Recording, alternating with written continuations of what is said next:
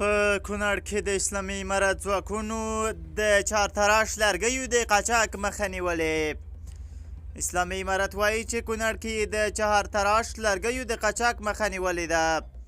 په کونړ ولایت کې ځایي اسلامي امارت چارواکي وایي چې د دغه ولایت په چاپېدارې ولسوالۍ کې د اسلامي امارت د ځنګلونو د ساتنې شنې قطعې ځواکونو د 150 چهارتراش لرګیو د قاچاق مخه نیولې ده. خو پر اسلامي امارت تور دی چې دوی هم په کونړ کې د چهارتراش لرګیو په قاچاق کې ښکېل دي. د کونړ لپاره د اسلامي امارت امنیه قماندان مولوي ضیاء الحق حمید د اسلامي امارت ارواک لاندې بختر خبري اژانس ته ویلي چې د ځنګلونو د ساتنې قطعې ځواکونو د یو لړ عملیاتو په ترڅ کې 150 د چهارتراش لرګي نیولې دي.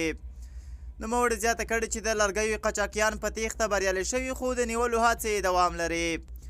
خو بلخوا د کونړ ځایي اوسېدونکي وایي چې واک ته د اسلامي امارت تر رسېدو وروسته په لومړیو میاشتو کې اسلامي امارت هیڅ چاته هم د چهارتراشو د قاچاق او د کونړ د ځنګلونو د پرې کولو اجازه نه ورکوله. خو له هغې راوروسته د کونړ اسلامي امارت چارواکي د چهارتراشو په تور کاروبار کې ښکېل شول.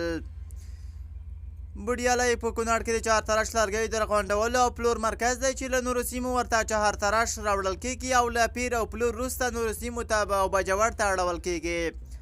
د کونړ د خاص کونړ اوسېدونکی حاجي شکرالله د کونړ د چهارتراش لرګیو د قاچاق په هکله وایي که څه هم تر ډېره په عمومي لارو کې د ځنګلونو د قاچاق او پرې کولو مخه نیول شوې ده خو د غرونو له لارې حالا هم د لرګیو قاچاق کېږي چې ګټه یې ځایي طالب چارواکو د لرګیو مافیا ته رسېږي.